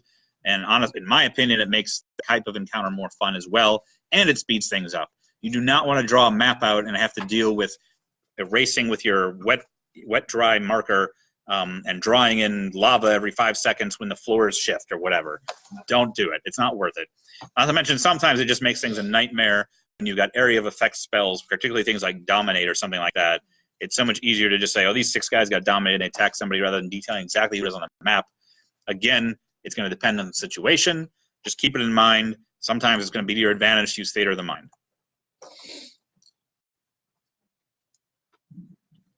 All right. The next type of combat is map-based. This is combat represented on most commonly a grid, but you can use any sort of surface and just measure it with a ruler if you want to. This allows you and the players to optimize their tactics. It's much more rigid mechanically, since you can actually measure the spell ranges, players' movement, surrounding enemies, and players being surrounded or surrounding others, etc. That said, I highly recommend that you remember the map is still an abstraction. Just because people have a 5-foot space of area control does not mean they take up those 5 feet entirely. Not every player or monster immediately becomes a 5-foot block of space. This was one where I always get an argument with players all the time, was about straight line spells like Lightning Bolt. The spell goes in a straight line from you to some other point. Again, it goes in that straight line. So if you've got a character that's slightly outside of it, sometimes people argue with me that they should be in it. I say no, because again, they're not taking up that whole 5-foot space. The bottom line is, you can agree with me or disagree with me on that on Lightning Bolt. It's fine either way. Just remember, it's an abstraction. You are not actually there fighting on a table, so it's not 100% accurate. The main problem with map-based combat is that it takes considerably longer than theater of the mind. It almost always takes longer for no other reason that you've got to get out the map, you've got to get everyone's minis out. People tend to spend more time thinking about what they want to do because they can physically move it around on the board. It is ideal for combat where you want the players to feel they have the most agency. And players do believe they have the most control when they can move pieces exactly where they put them, and they know where they are because they can see it on the table and everyone else can see it. This is particularly important for boss fights or other situations with high impact on story. You don't want the players to feel railroaded. You want them to believe that they were able to affect the story as much as they were able to in a situation, and giving them more agency lets them do that. All right, next we're balancing encounters. You have several tools at your disposal to just combat on the fly. Now, these apply for anything, but these are all AL legal suggestions that I'm giving you. The first one is enemy changes. It is completely legal to add or remove enemies as you see fit. It is also legal to change the types of enemies from those described in the adventure. You may also change the enemy's hit points, abilities, or other stats. Basically, if your adventurers are chewing through all of the orcs that are in there, change it up. Give them something, a CR rating a little higher or something. The next thing you can do, some people do not agree with me on this. However, I think it is a tool that you need to use when you need to use it, and that is dice fudging. This is the #1 reason to use a Dungeon Master's screen, so you can fudge the dice when you need to. What dice fudging is you roll a die, and you alter it without the player's knowledge, either in their favor or against them. It can go either way. You would do this mainly because you either know something is particularly significant to the players, or maybe you screwed up balancing the encounter. You gave them something way too easy or way too difficult. And again, you want to keep tension high. You want every fight to be fun. You want it to be a challenge. You want them to have drama. This is how you fix that. You know, if they're going to go into a boss fight and annihilate it in one round because the paladin one-shots it, that's not really much fun for anybody. Well, maybe the paladin, I guess. That's about it. So just keep this in mind as a tool to use. The last one, the AL, that I'll recommend in combat is inspiration. I'm terrible at inspiration. I forget about it all the time. But if your players are in trouble or they do something truly creative, Give them inspiration. If you're not familiar with that, it's a rule you can use in any game. It's basically just giving them a little chip that they may cash in when they wish. In D&D, it's used to roll advantage. So you may roll advantage whenever you want, just one time for that. This can help out players when need be, and though I don't see it happen very often, it is possible to give yourself inspiration if you really need to. But since you're the dungeon master and you're in charge, and frankly, whatever you say goes, there's no point to it. Just make up what you want. All right. So all of these tools are there to create or alleviate tension for story purposes. Character death can and will happen, and you should not adjust the above in the ways I just told you to avoid it. I will say one caveat on that. If a character dies because you screwed up, you might want to fudge the dice so they didn't, but that's because it's your fault, not because fate or luck made it happen. Your job is to keep the players invested in the game at hand, and all of these tools can help you do that. All right, some general tips on combat before we move out of this. Theater of the Mind provides the DM with the most control over how long combat takes. For this reason, I use it almost exclusively at conventions. It is purely for time management reasons. It has nothing to do with it as a preferred method of combat or anything like that. I have found in my experience that most players prefer map-based combat. It allows for those that play D&D primarily for the combat to get the most out of the game, so it satisfies your power gamers. It also allows players to use their characters in the ways they've mechanically designed them. This is mainly for the power gamers, but others as well. A lot of players build their characters with combat as a focus, so they want to use them in that way. And map-based combat lets them do that more easily than Theater of the Mind. It also allows players to use their game aids, mainly miniatures, dice towers, things like that. I mean, they can use the dice towers whenever, but particularly miniatures and things like that, and that they're very often proud of them, whether they bought them or painted them themselves. They like to do it. They want to pull them off. They want to show off. Let them do it. The last thing, and this is why I really like Theater of the Mind, is that it often promotes more thoughtful and creative uses of character abilities. When you have a map in front of you, particularly one with a grid, it's very easy to get locked into that rigid three-dimensional space. When you're thinking in your mind, you can think of a lot more creative ways to use things like poison spray or whatever. It doesn't matter what the spell is. Grease, who cares? People just get more creative with that. That includes you as the DM. Remember that both methods of combat are useful tools for the DM. You need to choose the one that fits your pacing restraints and best benefits the story. All right. Now, the last two topics. First on, we're on respect. So this is where some of those questions are going to come in. So if something comes up that I didn't answer your satisfaction from an earlier question, just ask me, please. D&D only works as a game if all of the players and the DM respect each other. If you do not feel welcome or respected at a table, that player will not have fun and they're not coming back.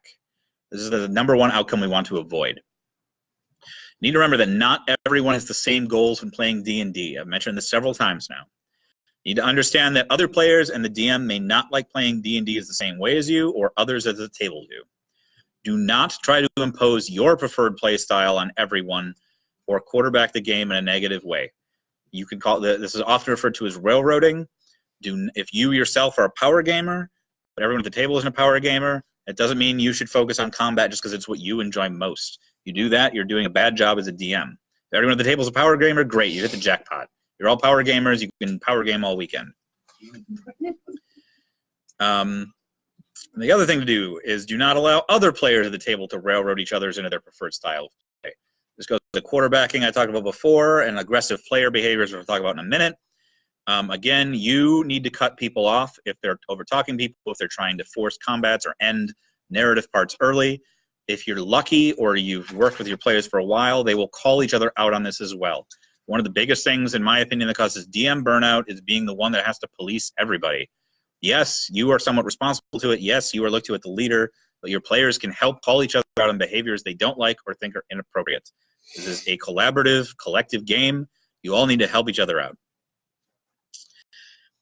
As mentioned before, you need to take note at what excites other players at the table, what bores each other, and try to work on those different styles of play. You won't necessarily find this out every session. Con games, this is very difficult because often you'll see the players, and that's the only time you'll see them the whole weekend, but do the best you can. Next thing to do is respect the players themselves as players. Observe their wishes as much as possible. Encourage each player to clearly identify what they wish to be called and their pronouns. This is coming up a lot lately. It's a very important thing, and it's just basic respect. Encourage other players to use what is requested of them and call them out if they don't.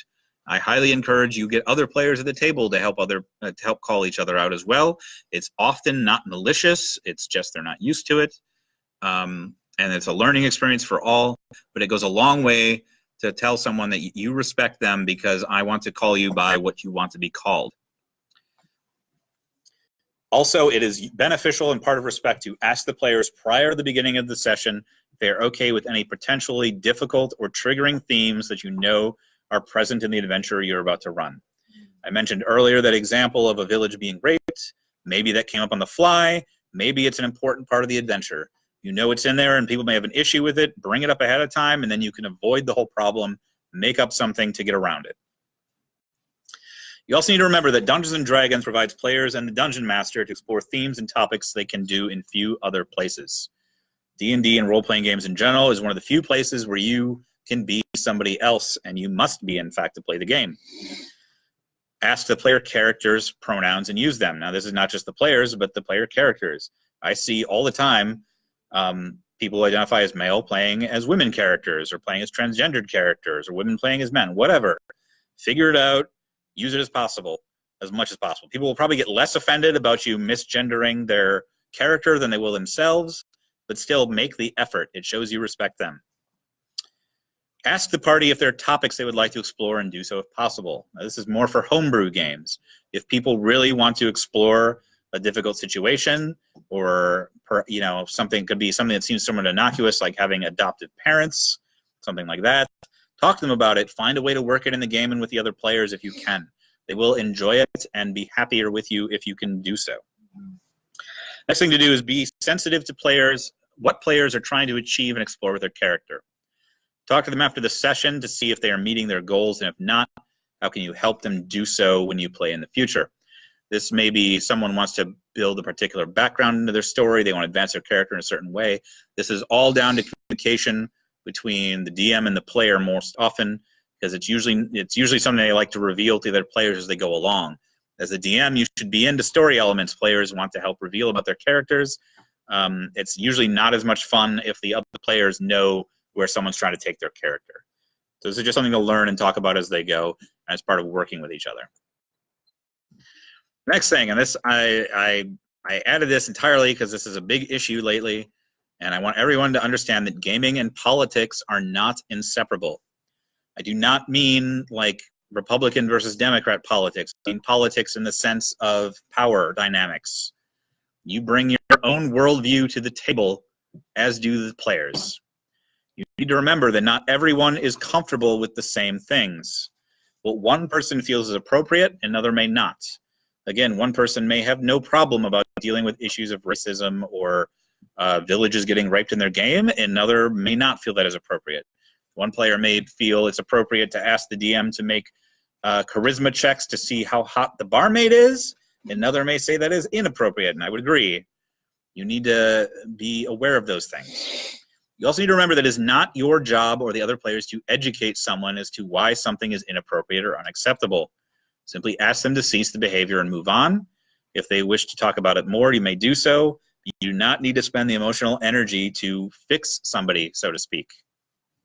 If a player is clearly uncomfortable with something at your table, please approach them after the game and try to help them find a table that they may be more comfortable at. This gets into goal-specific tables. As many of you may know, we recently started a women's-only table at Amalgam, and I want you all to know that the goal of group-specific tables, be they for new players, women-only, LGBTQ, whatever, is provide an environment for the players to feel comfortable and to learn more about the AL community and Dungeons & Dragons. They exist to allow players to control their own levels of comfort. They may join the larger community and other tables when they wish, when they are more comfortable to do so. They are a place to become comfortable with the environment, and you should do what you can to help them do so. Remember, do not feel offended or upset if someone does not feel comfortable at your table. They may have a different play style. It may be the players at your table you don't know. Just help them do what they can to play D&D in a way that they are most amenable to. All right. Anybody have any questions on that before we move on to the handling conflict? Okay. All right, finally, handling conflict. So conflict between players and the DM is inevitable in this game. It is going to happen. There are a few ways that this tends to manifest most frequently. The first thing that people get frustrated with are frequent time delays. The next are rules disputes. Next are attempts at quarterbacking. Fourth are personality conflicts, particularly personality conflicts due to a lack of empathy. And finally, aggression and attempts to intimidate other players. All right, for frequent time delays, I've talked a lot about in this presentation ways you can handle this without dealing with it. The main thing and number one thing you can do is encourage players to increase their efficiency. I talked about this earlier. If you need a refresher, just ask me. You can also encourage good dice rolling habits, and you can give players tasks to keep them focused and interested in the game if time delays occur, because they're going to be necessary sometimes. You also should allow players to encourage each other to prepare their actions before their turn comes, and this can help mitigate time delays. The next one is rules disputes.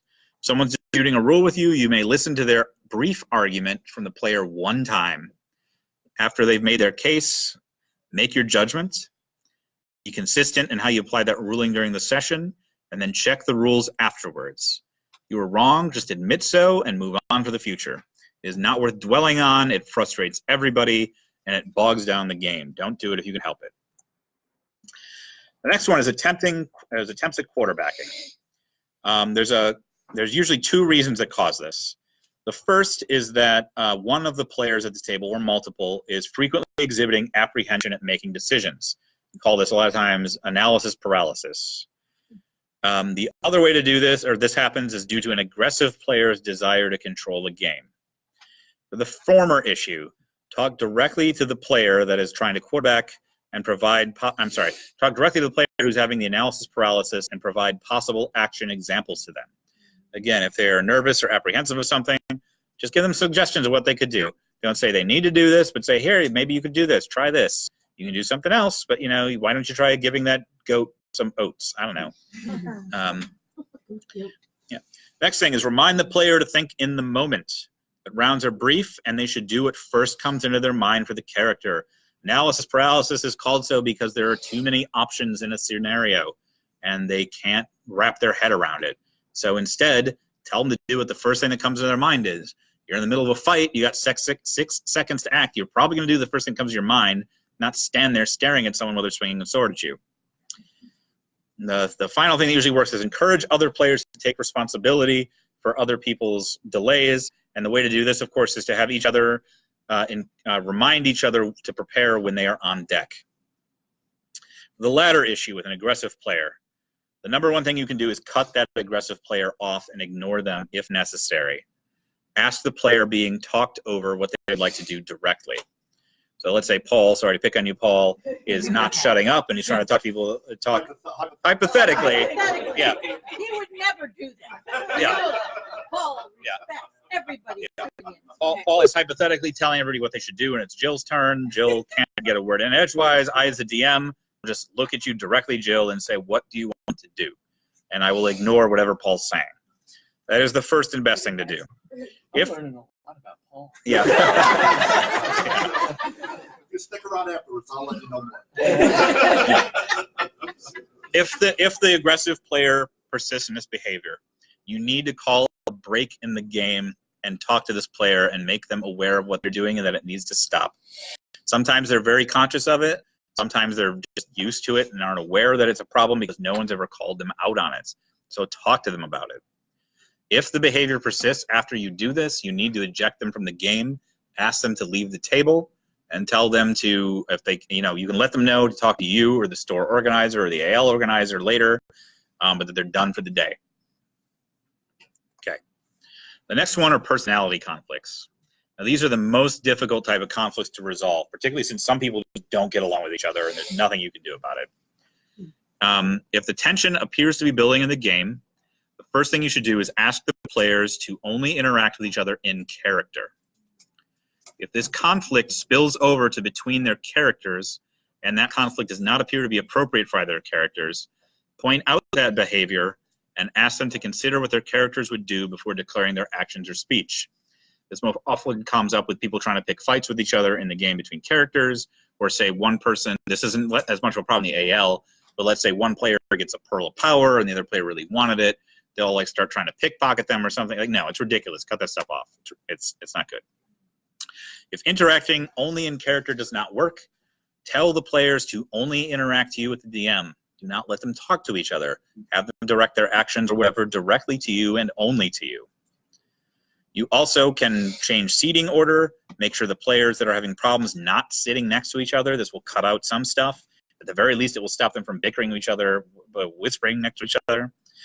And if possible, if you've got some good players at the table, seat them next to those who will assist you in managing that behavior. The rest of this is similar to the other problem. If the behavior persists, call a break and discuss it with them privately. If it continues to persist, they're done. Eject them for the day. Okay. Next one, and this is the most dangerous thing in my mind, is also due to personality conflicts, particularly due to a player having a lack of empathy. Some players just do not understand that others don't think the way they do. They cannot fathom why someone doesn't want to do a certain move in combat, or they don't fathom why red hoodies are the most ugly thing in the world and they won't stop harping on it. You know, whatever. It could be something really dumb. They won't go about it. The main reason that I think this is the worst is because it's very dangerous and makes other players at the table feel isolated and unwelcome. And the player who lacks the empathy usually feels completely comfortable while they're causing all of this strife at the table. It can be. It's not always the same, but some of these things are folded into each other, yes. Nothing destroys a table or a community as quickly as leaving this type of conflict unchecked. The way you deal with this is very similar to the other ways. You call out the inappropriate behavior and ask the player to stop. You should encourage other players at the table to also call them out on it. It is neither your job or the other player's job to educate this person as to why their behavior is unacceptable. And frankly, if you try to educate them on it, they will probably just get offended and pissed off anyway. If they challenge this request, simply repeat the request to stop and let them know if they do not, they will be asked to leave. If you feel comfortable doing so, and only if you feel comfortable doing so, offer to explain the issue to them in more detail after the session, not during the game. This is optional, entirely optional. It takes a lot of emotional energy to educate players with a lack of empathy, and always doing so or expecting other players to do so quickly results in frustration and burnout. There's a big reason why people stop getting in fights on the internet. It's because, you know, you get burned out talking to people, and they just keep pushing their same agenda versus yours. You may not agree with each other, but it doesn't work. You get tired with it, you get sick of it, and you just don't engage. You check out. And that's the last thing we want to do when playing games. You come here because you're enjoying it. You should not let someone else ruin your experience or your table's experience. All right. The final type of conflict we talk about is aggression and attempts to intimidate other players. This behavior is simply not acceptable and needs to be dealt with immediately. The offending player should be warned one time that if it persists, they will need to leave the table. If it persists at all, they need to be ejected. This is someone being physically violent, sexually harassing somebody, verbally abusive, anything that is, I mean, it's one of those things, you will know it when you see it. So you need to call it out right away, and if you're lucky, the other players will help you out. Additionally, in that regard, with getting help, one advantage to running Adventurers League games is that you have a support structure in place to assist with conflict when it arises. You should know who the store's AL organizer is, and do not be afraid to ask them for advice and assistance. At Redcaps, that's me, and Paul is helping with that as well. Other stores, it may be somebody else, but learn who that is. You should also know who the store's event manager is.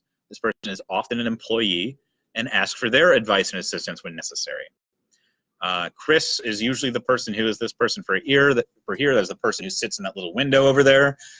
If Paul or I are unavailable or whatever, you may talk to them as well. The store may also have policies that they are violating, and they can assist you with these things. You should know that everyone wants this to be the best community it can be. You should not be afraid to look to other players and DMs for support and backup. You are not alone. You can get other people to help you with this stuff. You have a player that you must eject from a game.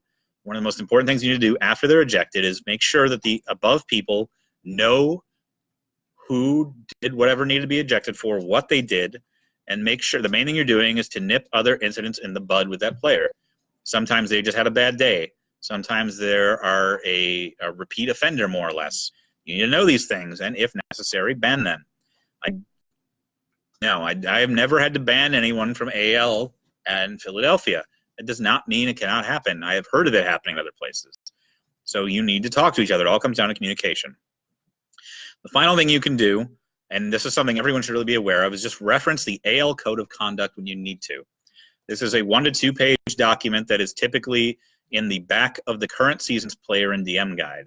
Now, for reasons unknown to me, it is not in the Season 8 guide. I have heard it's because they're reworking it. I do not understand why they didn't just put the old one in until they had the new text, but whatever, it's missing. So currently, look to Season 7. And bottom line, whatever they're changing it to, I can't imagine it's going to be that much different from Season 7. So the main point you want to do, the reason you do that is to let them know this is not just you making up this stuff. This is not just inappropriate to you, that this is something that everyone has agreed is inappropriate. Knock it off or you're out of here. All right. Finally, to wrap this up, some general things. You should always try to be positive, friendly, and interactive. You do not need to be happy. This is not a customer service position. You do not need to be smiling. The players are not always right. In fact, they're usually wrong. So just keep all that in mind. The next most important thing is to be descriptive.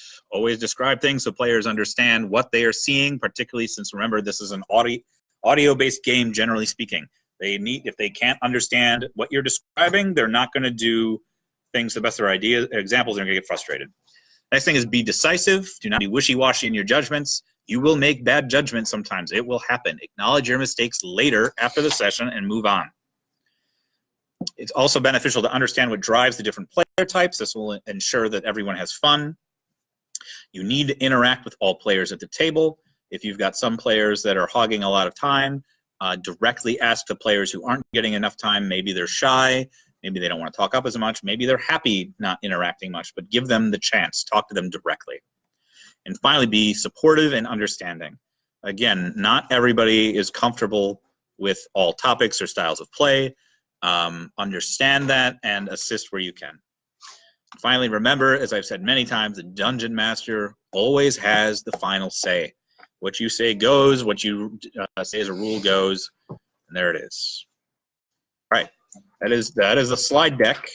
I'm happy to answer questions if anybody has them. Yes? What's your interpretation of the gold rule in AL League? I've heard a couple of different viewpoints. One, that it doesn't matter at all, and two, that you can do whatever you want with the gold in the game module itself. But I don't know, I've seen two different. You can't keep the items you buy with it, yep, or you can. Okay, so the question is, what's the interpretation of the gold rule in Season 8? For those of you that are listening and don't know, the gold rule now basically is that you only get treasure points, but you do find items in adventure. My interpretation is that you get gold in the game.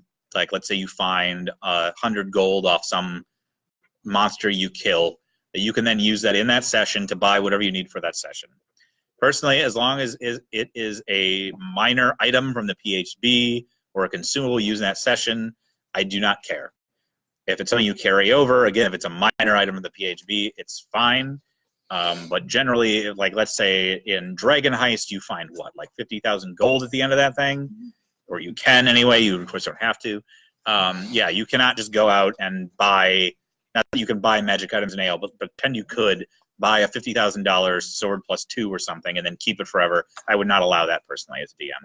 And I'm assuming that also would be AL illegal. But again, I do not know what the official ruling is for that. Yes? Another thing I've come across dealing with AL modules is sometimes whether they're not well written or whatnot, but it's hard to interpret exactly what was supposed to, like, what am I supposed to be portraying, or like I'm not sure what the module wants the players in general to do. Are you, like, how far can you fudge things into a narrative but it still have it legitimate? Yep. Okay, so the question was, how much can you fudge things in an AL module so have it be legitimate? As far as I am concerned and aware, you can fudge everything except the loot. You could technically, I don't know why on earth you would do this, but you could take and it's got to take in the legal grounds of where it is, so like the Moonsea region or whatever. So you couldn't, like, say, take the adventure and suddenly it's happening in Spelljammer. But you could take the module and instead of meeting a dwarf blacksmith in the city, I mean, the city might change a lot of stuff. Let's change that. Instead of meeting a dwarf blacksmith in the forest, you meet a human moil in the swamp, and you're doing whatever. Like, honestly, you can do whatever you want. What you cannot do is change the loot found, or pretty much just what the loot is found. Yeah. But yeah, I've had that too. There's adventures that are either poorly written or poorly organized, or the characters go in a direction that the author clearly did not anticipate. You are free to do what you need to. Main thing is get it done in the amount of time, and do not reward them something that is not prescribed in the module. Who's the ale organizer at Amalgam? The ale organizer at Amalgam is me. Yeah. Okay. Yes. Question. You said at the start to avoid burnout, find that thing about DMing that you enjoy. So after 30 years, what's your thing? What keeps you doing? Okay. So the question is. Yeah. Yeah. Yeah. So the question was is after. Yeah. So the question is, after 30 years of DMing, what keeps me going? There's a few answers to that, and honestly, it depends on what I'm DMing for.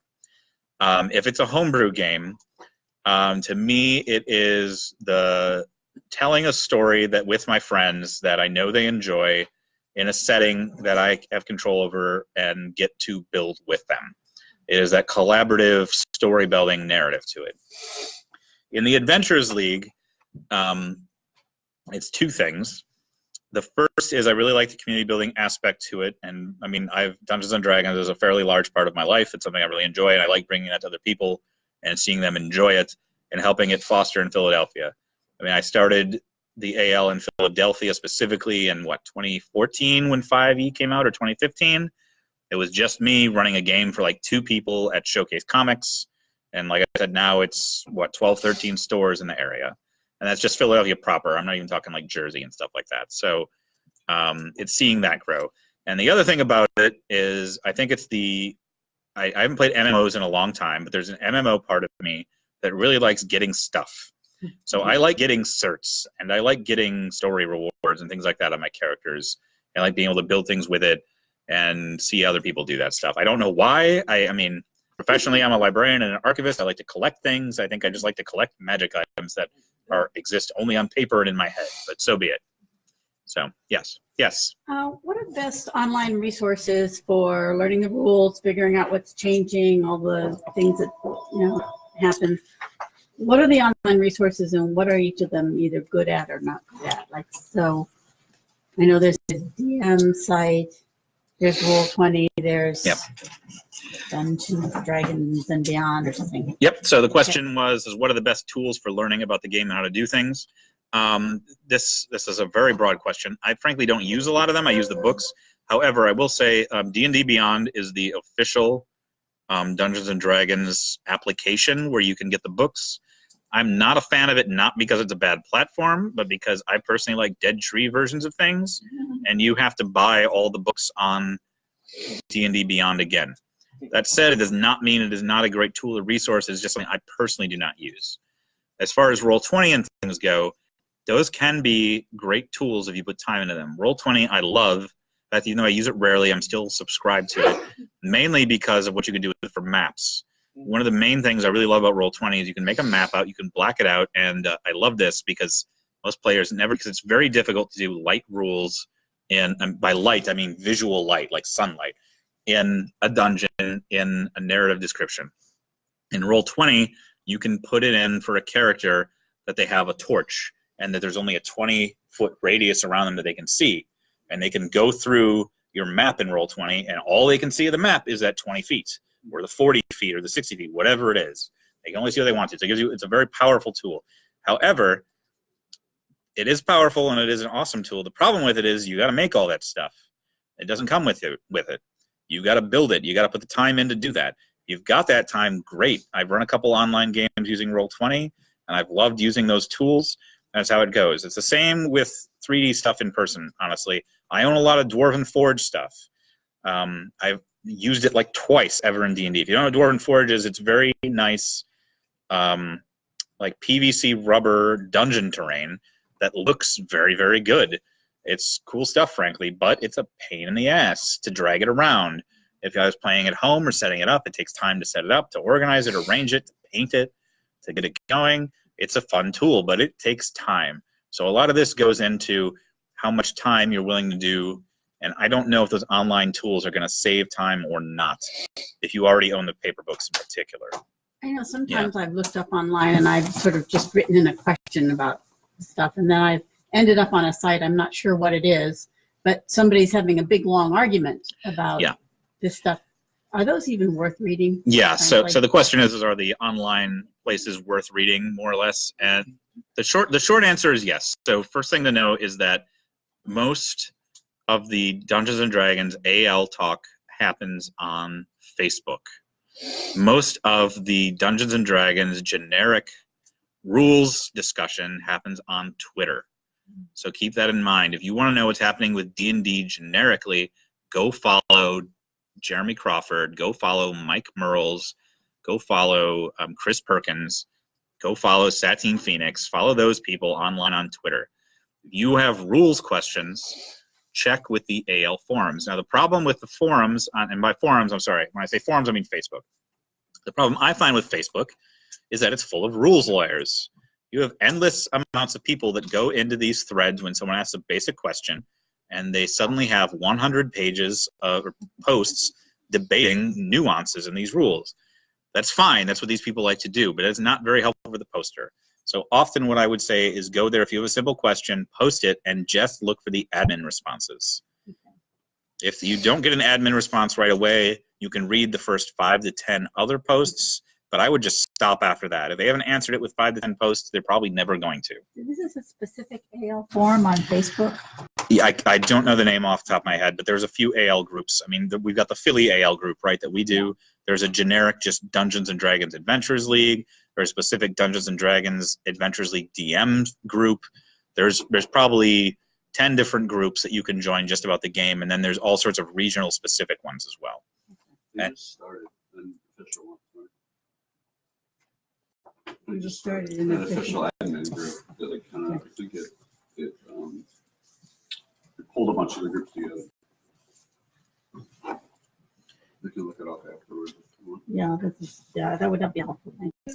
There's also a really good Stack Exchange has an RPG subboard, and it's not just Dungeons and Dragons, although 5e it's like probably more than, it's like 3/4 Dungeons and Dragons 5e. But the really cool thing about Stack Exchange is that when someone asks a question, the person who asks the question can select which answer best answers their specific question, which I find very helpful. Oh, one more person to follow on Twitter, if that's your thing, is Kate Welch. She was hired on recently this year as a new designer for D&D. I've talked to Mike Merles. I know they've had several job openings, or at least there'll probably be more coming on, to just pay attention to that. So, I mean, those if you're curious about what's going on in the D&D world specifically, not necessarily Adventurers League, that's where you want to get your information. Just go straight to the horse's mouth, basically. Most of them are, I know Jeremy Crawford and Mike Merles in particular are very active on Twitter. Yeah. Anybody else have any other questions? All right, let me just end this stream, and then we can do whatever. Thank you. Thank you. Thanks.